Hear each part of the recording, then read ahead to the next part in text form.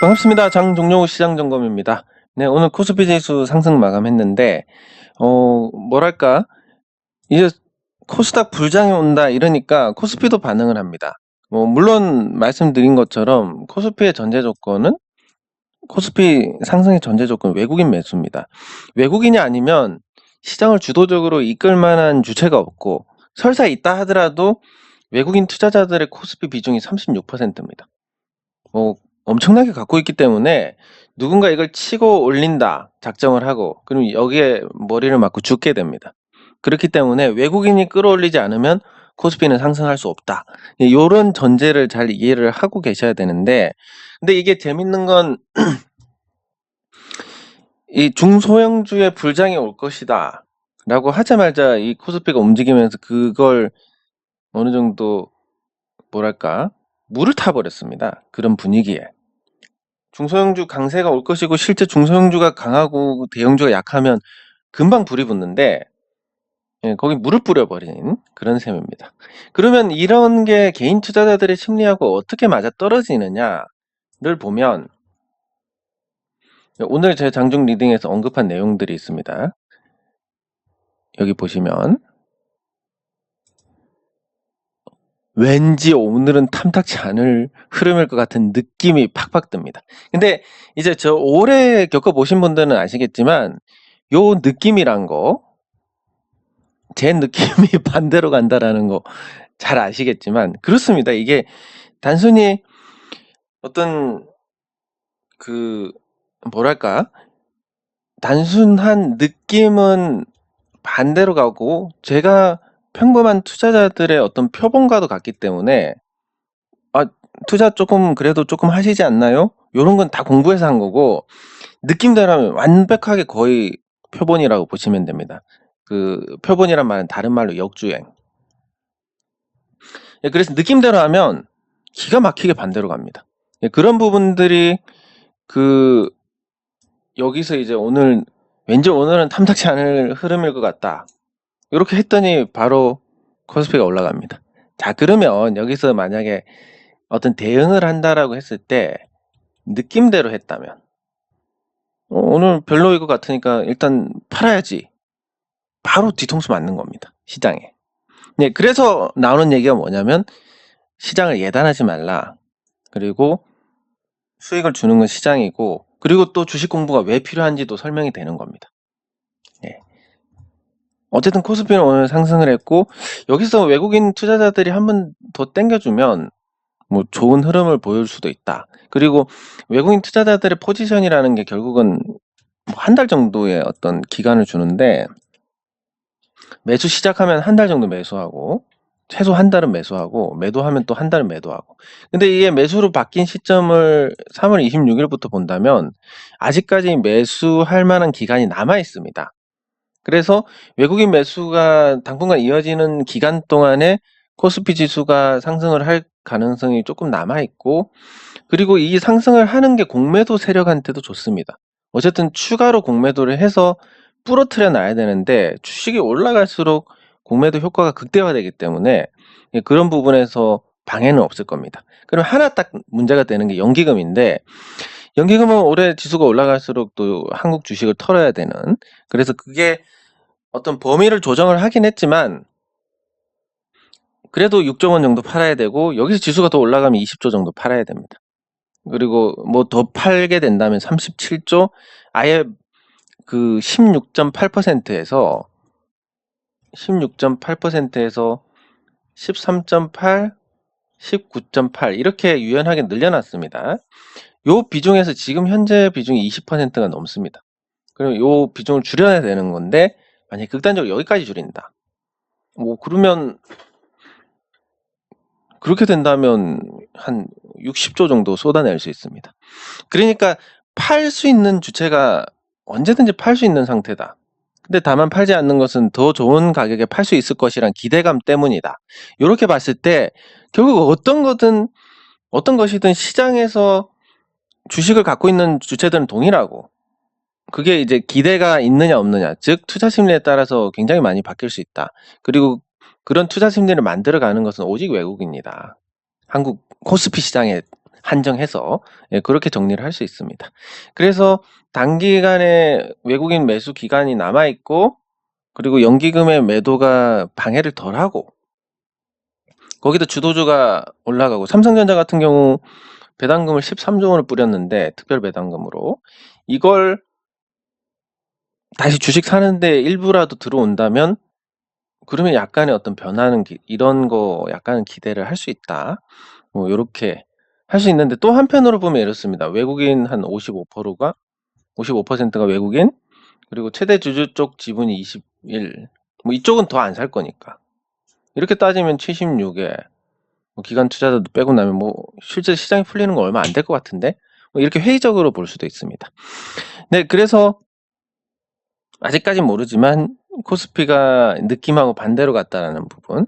여러분들 이거 진짜 더 올라갈 것 같은데 하는 주식들 내려가는 거 많이 보셨을 거고 이거 안 사면 큰일 날 것 같은데 이거 진짜 당장이라도 크게 오를 것 같은데 하는 종목들 꺾이는 거 많이 보셨을 겁니다. 그런 걸 계속 확인하면서 내 느낌이란 건 참 믿을 게 안 되는구나. 오히려 내 느낌을 반대로 가야 되는구나. 이런 거를 경험적으로 습득해 나가시면 투자에 굉장히 도움이 되실 겁니다.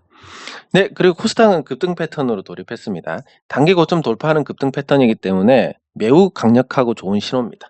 거기다 거래 대금하고 거래량도 같이 동반을 했고 그리고 그 코스닥에서 코스피는 뭐 통신이 상승하고 이 통신은 나중에 다룰 거지만 대형주가 상승하면서 중소형주가 재미가 없었는데 코스닥 같은 경우는 조금 양상이 다릅니다. 그러니까 중소형주들이 좀 부진하고 코스닥에서 비중이 큰 제약하고 셀트리온 헬스케어가 있는 유통 쪽이 상승을 하면서 뭐 기존에 조금 가능성을 보이던 종목들이 부진하긴 했지만 코스피처럼 대형주가 강세고 중소형주가 약세고 이런 부분들은 아니니까 코스닥에 대한 기대와 코스닥 상승의 동력은 작은 종목들에 있다라는 부분은 변함이 없습니다. 그리고 기술적으로 굉장히 좋아졌기 때문에 사실 뭐 이렇게 선을 긋고 이런 것들 뭐 추세를 긋고 요 단기 추세 긋고 이런 것들은 그냥 기준을 잡는다는 거지 이걸 가지고 뭐 어떤 대단한 비법이 있는 것처럼 이걸로 모든 걸 알 수 있다고 하는 것처럼 어리석은 게 없습니다. 그냥 이건 기준을 잡는 겁니다. 뭐냐면 이런 기준을 잡아놓고 여기에 있을 때는 이 기준 안에 있으니까 일단 부정적인 시각으로 봐야 되겠다. 이걸 넘어섰으니까 이때부터는 긍정적인 시각으로 봐야 되겠다. 제거 혹시라도 복기를 해보시면 아시겠지만 제가 코스닥에 대해서 뭐 코스닥 선물 150 인버스를 매매를 하고 이런 부분들 요 틀 안에 있었고 그리고 그거 정리하고 전환했을 때는 또 마인드 관점이 바뀌었을 때는 또 이 기준 위에 있었습니다. 그러니까 뭐 제가 뭐 특출나게 뭐 어떤 감이 있고 뭐 감은 일반인보다 더 못합니다. 저는 정말로. 그리고 기술적 분석 제가 뭐 이건 자신할 수 있습니다. 기술적 분석으로 대한민국에서 뭐 이론적으로 저하고 붙는다 이길 사람 아무도 없습니다. 정말 이 기술적 분석의 모든 부분까지 다 섭렵을 한 사람입니다. 근데 결론이 뭐냐? 어차피 후행적인 지표이기 때문에 한계가 명확하다. 이걸 가지고 이거에만 의지해서 전적으로 매매한다? 뭐 나쁜 표현으로 미친 짓이다. 하지만 기준을 잡고 판단을 하는 데는 유용하게 쓰인다. 그리고 가끔 확실한 걸 준다. 뭐 이 정도. 그러면 뭘 도대체 봐야 되느냐? 가치에 근거를 해야 되고 그리고 기술적인 분석에도 근거를 해야 되고 이 모든 걸 다 종합을 해서 투자자들이 어떻게 생각할 것이냐 그리고 수급을 만드는 주체들이 뭐 작은 종목은 세력이 될 것이고 큰 종목들은 기관 외국인이 될 것인데 요 투자자들이 어떻게 생각을 할 것이냐 요게 핵심입니다. 지금 코스닥이 이렇게 됐습니다. 이제 개인 투자자들 마음이 급해지기 시작합니다. 근데 여기서 계속 올라간다. 결국 고점에서 누군가 못 견디고 덤비게 됩니다. 사줄 사람이 있네? 그러면 이 시장을 움직이는 수급 주체들은 어떻게 합니까? 드라이브 하는 겁니다. 드라이브 해서 쭉 달려갑니다. 그러면 이 투자자들이 올리게 되고 그때 탁 팔고 나가면 되니까. 요런 어떻게 보면 역지사지의 심정? 요런 게 핵심이다. 근데 그런 걸 어떻게 판단하느냐? 그게 제일 문제인 겁니다. 사실. 왜 개인 투자자들 어떻게 생각합니까? 외국인이 나쁜 놈들이 개인들 털어먹으려고. 아니 외국인이 한 명도 아닌데 기관이 이 쓰레기 같은 놈들 개인 털어먹으려고. 기관 투자자들 한 명이 아닌데. 그리고 이상한 잡주가 폭락하고 있습니다. 이미 끝났는데 이거 개미철이다. 절대 팔면 안 된다. 이런 거. 자기 입장에서 생각을 해버리니까 그러니까 당연히 틀릴 수밖에 없는 겁니다. 그래서 객관적으로 보는 눈, 역지사지를 할 수 있는 거, 그리고 그 역지사지의 판단을 할 수 있는 시장이 어떻게 돌아가는지에 대한 지식과 경험, 요게 있으면 여러분들께서 저보다 훨씬 잘 아실 겁니다. 왜냐면 저는 말씀드렸지만 소질은 일반인 평균보다 못한 상태인데 노력으로 이만큼 끌어올린 거니까. 그럼 여러분들께서 제가 그동안 시행착오나 그런 노하우들을 전달을 해서 좀 빠르게 이걸 습득을 할 수 있다면, 그러면 여러분들 감 자체는 저보다 훨씬 좋기 때문에 저보다 훨씬 빠르고 좋은 성과를 내실 수 있을 겁니다. 예. 이미 다 큰 콩나물도 보이기 시작합니다. 여기 보시는 분들 중에서. 근데 그분들은 어떻게 하셔야 되냐면, 나 정말 투자하는 관점이 바뀐 것 같아. 내 계좌도 수익이 나니까 얼떨떨하네. 이런 분들 혼자만 즐기시지 마시고 주변에 주식 투자 하시는 분들한테 요 유튜브 채널을 권해서 이거는 꼭 봐야 된다. 근데 그런 분들 둘 중 하나일 겁니다. 어떤 분들은 이거 어떻게 보고 있냐, 너 몰라 그냥 종목이나 알려줘. 이런 분들은 어차피 안 되는 거니까 그 주식과 관련해서는 안 엮이는 게 좋습니다. 또 어떤 분은 와 괜찮네, 이 맛에 맞아. 하지만 중소형주 위험한 종목들만 하는 것 같아. 그래서 난 공부용으로 잘 볼게. 이런 분들은 앞으로 주식으로 성공할 가능성이 있는 분들입니다. 그래서 이런 걸 소개를 해주면서 또 어떤 판별도 할 수 있고, 그리고 이 채널이 커질수록 또 여러분들께도 장점이 있을 수 있습니다. 뭔가 많은 개인 투자자들의 심리를 또 반영을 할 수 있으니까. 네, 그래서 뭔가 혜택을 받았다라고 생각하시면 적극적으로 권하시는 걸로. 네, 그걸로 저한테 굳이 뭔가 보답을 하실 필요는 없습니다. 그렇게 다른 사람들께 나눠주시면 됩니다. 그러면 보유 종목, 오늘 중소형주가 그렇게 좋지는 않아서 탐탁치 않은 모습인데, 그래서 유수홀딩스는 잘 움직입니다. 요것도 역지사지로 생각을 하시면 되겠습니다. 자, 유수홀딩스가 어떤 드라이버를 하는 세력이 있다라고 가정을 하면, 자, 자사주 100억은 확정이 됐습니다. 근데 여러분들 요 생리는 알고 계셔야 됩니다. 시장에서 장내에서 100억을 매수한다. 자, 장내에서 100억을 매수한다. 그럼 100억에서 끝납니까? 매수가 들어오니까 이거 뭐지? 하면서 단타로 들어오고, 검색식 가지고 투자하는 사람들, 검색식에 신호 들어오니까 검색식 갖고 투자하는 사람들도 들어오고, 장내에서 매수가 강하게 해서 급등한다. 급등 종목만 또 하는 투자자도 들어오고, 100억 들어오면 한 200억에서 300억 정도 들어옵니다. 못해도. 근데 요즘 시장 분위기가 나쁘지 않기 때문에 거의 100억이 들어오면 300억이 들어올 거라고 봅니다. 매수세가. 그러면서 세력 입장에서는 앞으로 사줄 사람이 명백하다. 물론 과하게 주가를 올리면 안 되겠지만 적당히 올렸을 때 내 주식 다 받아줄 주체가 있다. 자사주든 그 자사주 매수하는 과정에서 따라붙는 쪽이든. 그러면 이거를 그냥 이렇게 낮게 유지하고 자사주를 얻어맞을 것이냐, 자사주 매수를, 아니면 이렇게 높게 해서 자사주 매수를 얻어맞을 것이냐. 입장 바꿔서 생각하면 당연히 이거 아니겠습니까? 그래서 이렇게 올라가고 있는 겁니다. 그러면 언제까지 올라간다? 물론 저는 급격하게 올라갈 거라고는 생각하지 않습니다.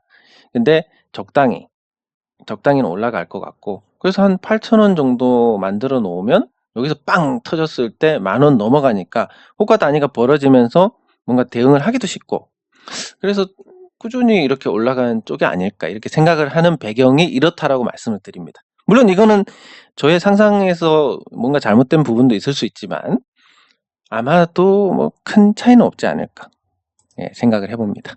어쨌든 요런 관점. 이원 컴포텍 꼴도 보기 싫으니까 넘어가고, NHN 벅스 꼴도 보기 싫으니까 넘어가고, 제노레이가 제노레이가 올라갔는데 뭐 큰 변동은 아닙니다. 뭐 하루에 2% 변동 나오는 거 크지 않으니까. 다만 이 방향의 이제 관점을 보면, 자, 방향이 이 변곡점에 의해서 바뀌었습니다. 근데 이 변곡점이라는 부분에서 사실 오늘 장중 리딩에 어떤 분이 아까 질문을 하셨는데,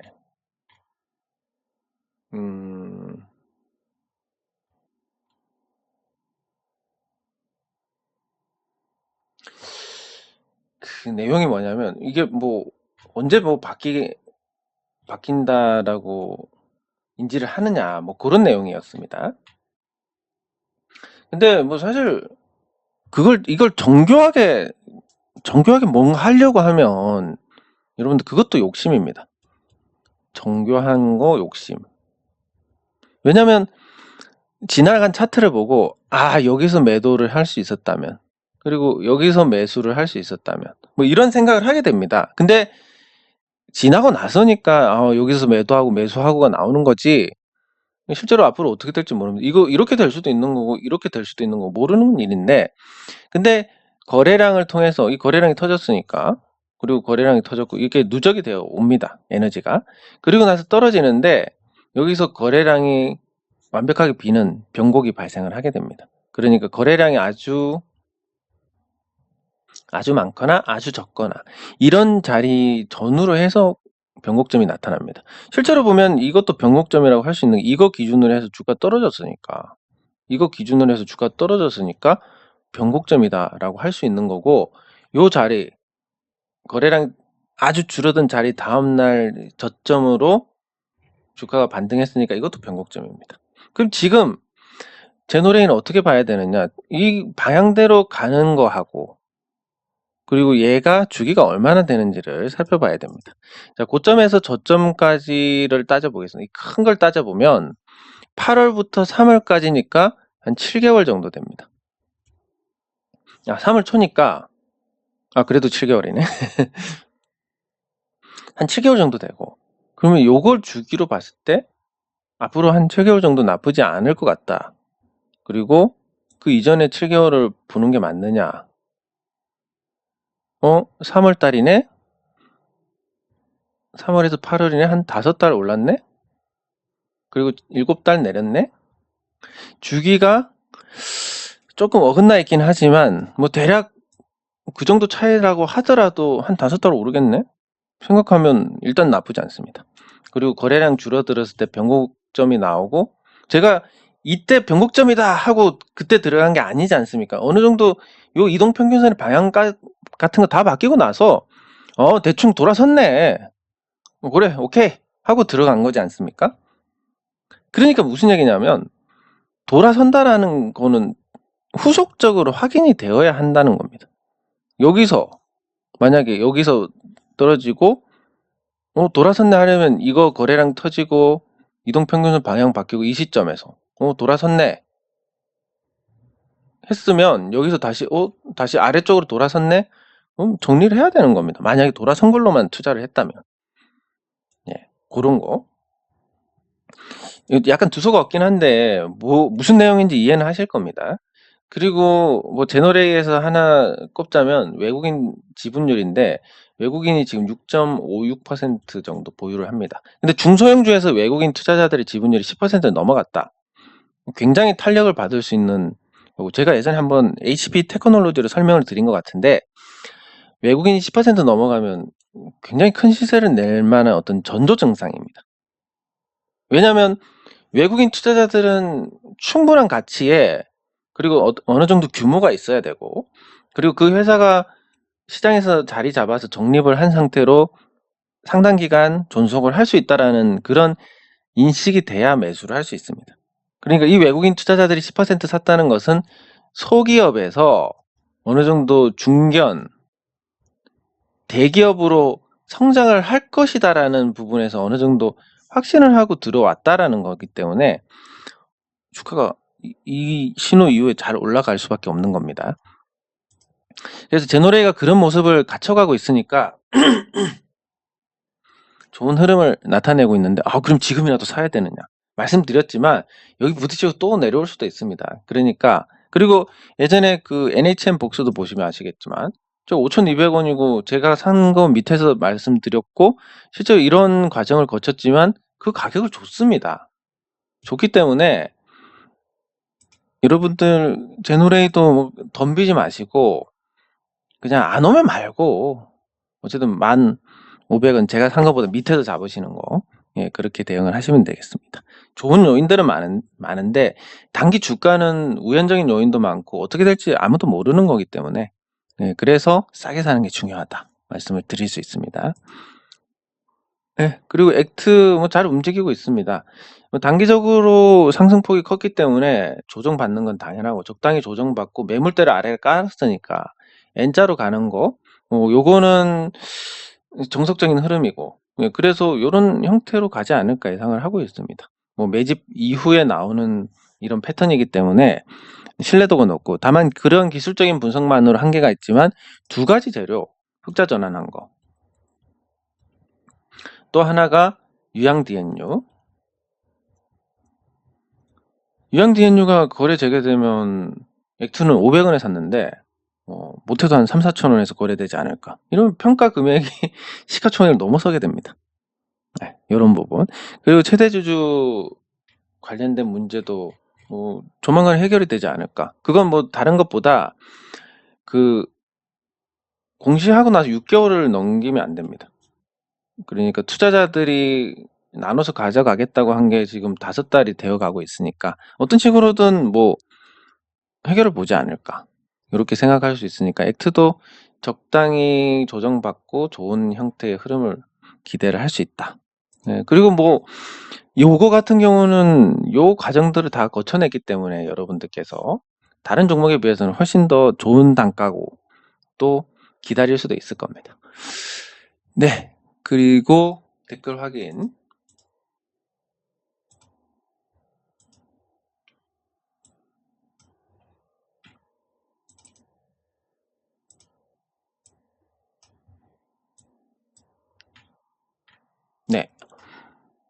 네, 감사합니다. 네, 감사합니다. 물론 제 덕분이 아니라 시장 덕분이라고 보시면 됩니다. 예, 감사합니다. 네, 감사합니다. 네, 감사합니다. 네, 감사합니다. 예, 저도 괜찮다. 이 작은 시가총액 치고는 회사가 굉장히 내용이 좋네라고 생각을 했지만 거래량이 너무 적어가지고 그래서 저도 안 샀습니다. 그래서 다만 이제 이런 내용들을 보면서 시장의 반응이 어떻게 나오는지 그러니까 제 말하고 무관하게 그 타이밍에서 그렇게 나왔다는 부분들 그런 정도에 대해서 한번 왜 그랬을까 찾아보는 정도 그렇게 하시면 될 것 같습니다. 그리고 중소형주 강세가 되면 결국은 시가총액 낮은 것 중에서 멀쩡한 애들은 다 올라갈 겁니다. 솔직히 말씀드리면 주가가 시가총액이 1,000억 원 이하다. 그러면 움직이는 게 일도 아닙니다. 지금 강남의 아파트들 30억, 못해도 30억에서 한 100억 이상 되는데 이분들이 작은 종목들 한 1, 2억만 질러도 반응이 오기 시작합니다. 근데 이런 분들이 그러니까 서울에만 아파트가 한 130만 채 되니까 서울의 아파트 중에 이제 10억 이하 거의 없지 않습니까? 아예 없나? 예, 그러면 이 인원만 하더라도 돈이 없어도 됩니다. 대출 받아서 대출 한 1억 받았다 치면 이게 얼마나 어마어마한 자금입니까? 근데 이분들이 또 대형주를 할 필요성도 그렇게 크지 않습니다. 아파트가 대형주니까. 그러면 대형주하고 중소형주를 적절히 섞는다고 가정했을 때 이 작은 종목들은 앞으로 결국은 다 올라갈 수밖에 없을 것이다. 이렇게 보고 있습니다. 유동성으로 봤을 때. 네, 감사합니다. 네, 감사합니다. 감사합니다. 네, 감사합니다. 네, 감사합니다. 아, 맞습니다. 그러니까 관리, 예, 이게 중요한 게 그냥 주식 투자를 처음 하거나 아니면 했지만 그냥 시간 낭비만 하셨거나 이런 분들은 그냥 매수가 전부라고 생각합니다.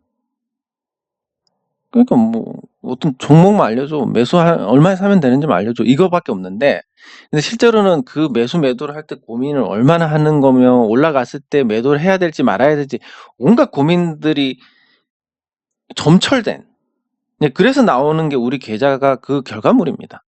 근데 그 중간 과정을 싹 빼고 매도만 생각을 하니까 주식 투자는 못할 수밖에 없습니다. 그래서 이렇게 이거구나라고 깨달으신 것만 해도 앞으로 투자에 굉장히 좋은 영향을 받으실 겁니다. 예, 이런 분들, 예, 특히 수익 이거 한번 경험하면 앞으로 수익 나는 거 굉장히 쉽습니다. 예, 그래서 계속 좋으실 겁니다. 네, 감사합니다. 저도 거래합니다. 근데 보통 저는 사놓고 그냥 가져가는데 다 하지는 않습니다. 저도 다 하지는 않고 그 중에서 마음에 드는 놈만 고르는데, 아시다시피 대한제분 이런 애들 마음에 드는 놈이 잘 안 갑니다. 예, 네, 예, 감사합니다. 예, 감사합니다. 네, 꼭 매수라기보다는 제가 산 가격 이하에서 고민을 해봐야 되겠다, 이 정도가 적절하지 않을까 싶습니다.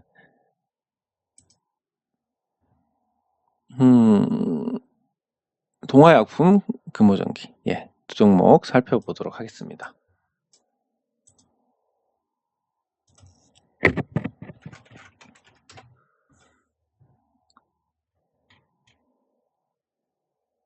네. 동화약품은 내용은 양호한 것 같습니다.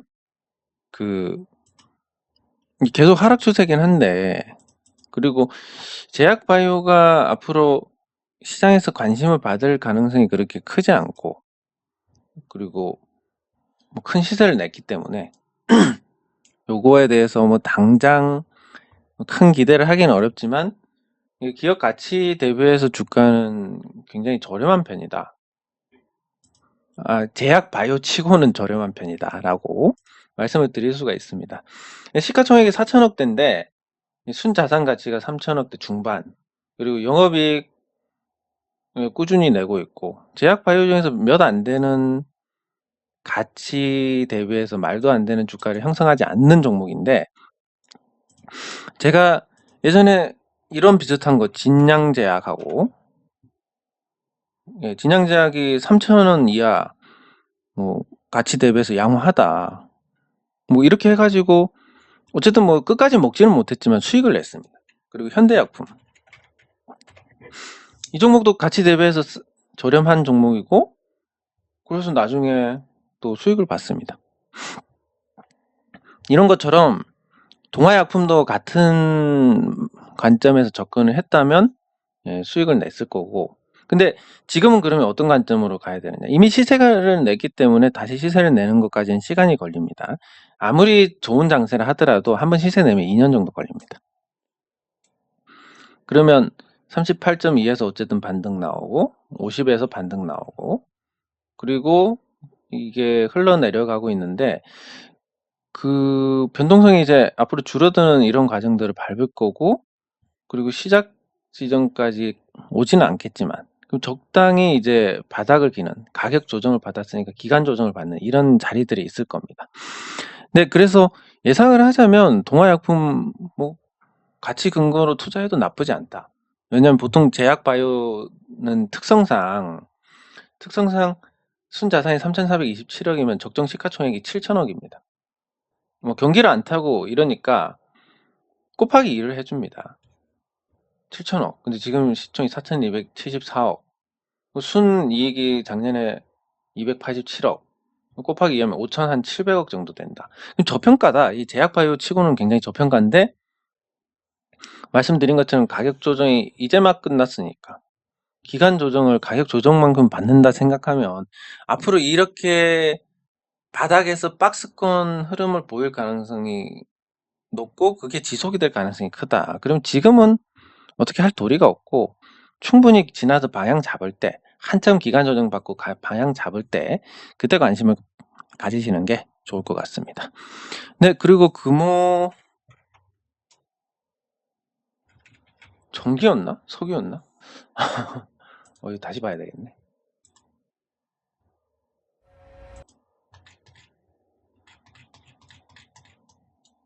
이게 돌아서면 까먹어 버려가지고 예, 불편한 부분이 있습니다. 네, 금호전기고 예, 말씀하신 것처럼 금호전기는 가치로 보면 볼 게 없습니다. 순자산이 42억. 거의 망했습니다, 회사가. 회사가 망했고 실적도 못 내고. 그럼 이 상태면 뭐 유상증자라든지 해서 살리든지 증자를 해서 살리든지 아니면 그냥 상장 폐지로 가든지 예, 요렇게 가야 되는데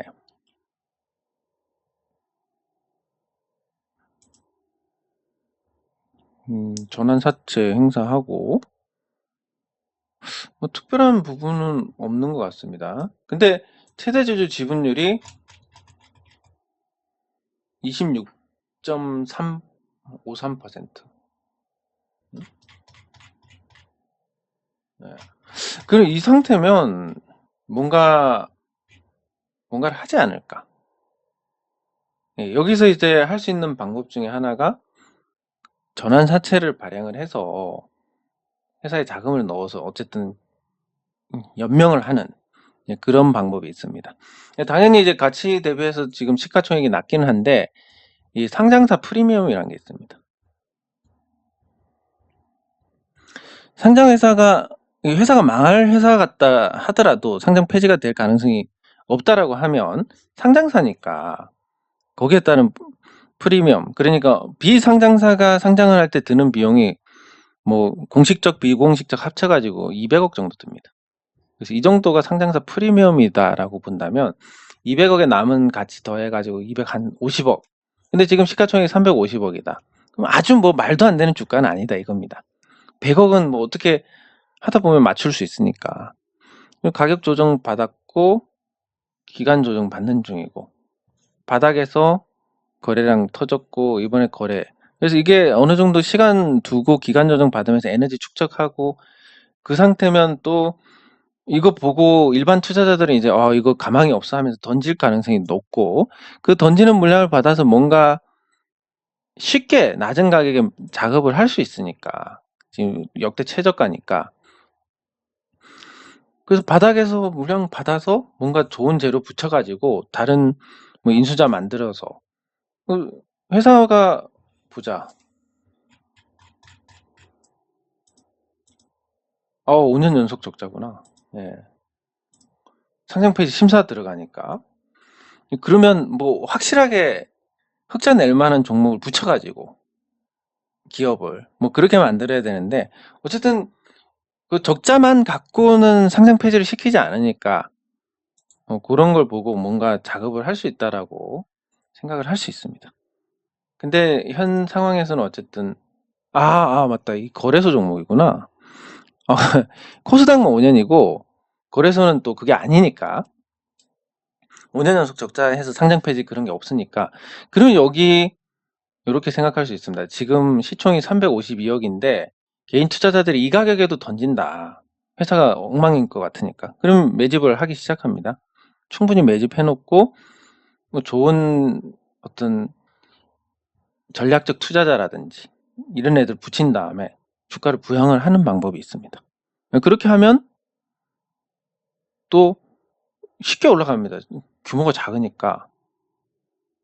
그러면 여기서 샀던 애들은 수익을 많이 볼 수 있습니다. 1만 원까지. 그래서 그런 관점에서 이런 거래량들이 나오는 게 아닌가 할 수 있는데 그렇게 추정을 한다 하더라도 매수하기가 굉장히 어렵습니다. 왜냐하면 언제 망할지 모르니까. 예, 그리고 그 지금 추가 상장, 전환사채 추가 상장이 이렇게 되고 있는데 물량 부담도 만만치가 않으니까 예, 그런 것까지 생각해 가지고 그냥 싸니까 뭔가 하겠다. 뭔가 할 것 같긴 하지만 매수하기에는 굉장히 부담스러운 가치다. 뭐 이런 경우에는 그냥 한 100만 원만 하시면 됩니다. 100만 원 재미로 그냥 하시고 그래서 올라가서 한 150만 원 되면 맛있는 거 사 드시면 되고 더 내려가서 50만 원 되면 로또 복권 50만 원치 샀다 생각하시면 됩니다. 예, 그렇게 접근하시면 되고 그리고 오늘은 삼성물산. 네, 삼성물산이 조정받고 다시 상승을 했는데 이전 저점보다는 높아졌습니다. 그래서 이번 파동이 여기까지 갈 수 있는 그런 좀 긴 파동이 나올 가능성도 있고 삼성물산이 삼성전자 특별 배당을 받았기 때문에 현금 흐름에서 나쁘지 않고 그리고 지금 재개발 수요가 점점 늘고 있는데 재개발은 분양 성공 실패 이런 거에 대한 부담이 굉장히 적기 때문에 건설사 입장에서는 땅 짓고 헤엄치기입니다. 그래서 재개발 수요가 늘고 있다는 부분 삼성물산의 건설 부문에서 또 실적을 낼 수 있는 그런 가능성이 열리고 있고 그리고 SK가 지금 지주사 관련해서 지배구조 개편 완성하고 주가 부양을 할 가능성이 높아졌는데 거기에 따라서 지주사들 전체가 재평가될 가능성도 열려 있습니다. 삼성그룹은 삼성물산이 사실상 지주사나 다름없기 때문에 그런 시장의 재평가를 받을 가능성까지 열려 있으니까 단기적으로는 올라갈 수 있는데 아시다시피 대형주는 중간에 변수도 많고 시장 영향도 받고 또 뭐 개인 투자자들이 영향 1도 줄 수 없는 그렇게 많은 거래가 되는 종목이기 때문에 이런 예상을 갖고 또 투자를 하는 것은 이 종목에 대한 믿음이 있어야 됩니다. 이 종목이 뭐 20만 원 갈 거다 이런 믿음. 예, 그런 게 없으면 중간에 조금만 빠져도 그리고 그러다가 또 재미없어져도 그냥 그 좋은 재료하고 기대하고 그 좋은 재료에 대한 기대가 현실에서 꺾이는 그런 괴리를 맛보면서 실망을 하게 됩니다. 예, 그래서 제가 대형주를 공개적으로 다루지 않는 것도 그렇습니다. 대형주 투자는 하지만 여러분들에게 공개적으로 이거 올라갈 겁니다. 이렇게 내려갈 겁니다. 이렇게 하지 않는 게 올라간다 내려간다라는 부분이 단기적으로 계속 평가를 받게 되면 인내심이 깎이게 되고 그래서 투자에 오히려 부정적인 영향을 주더라. 예, 이런 것 때문에 그렇습니다. 하지만 삼성물산은 뭐 단기적으로 그렇게 그림을 그려볼 수 있다라고 말씀을 드릴 수 있고 예, SK. 예, SK는 그 앞으로 이제 지주사가 그 지배구조 개편을 완성을 하게 되면 지주사로서 굉장히 좋은 어떤 평가를 받을 수 있을 것 같습니다. 이게 무슨 얘기냐면 지금까지 주가가 이렇고 SK CNC 시절부터 주가가 많이 올라왔기 때문에 지금 주가에 대해서 또 뭐 그렇게 저렴하다 이런 건 아니지만 SK텔레콤을 보면 SK텔레콤이 지금 급등 패턴입니다. 통신주에서 나오기 힘든 흐름이 나오는데 이렇게 나오는 이유가 SK 지배구조 개편. 요거는 제가 글을 굉장히 많이 썼었습니다. 예전에. 예. 그 SK그룹의 지배구조 개편과 관련해 가지고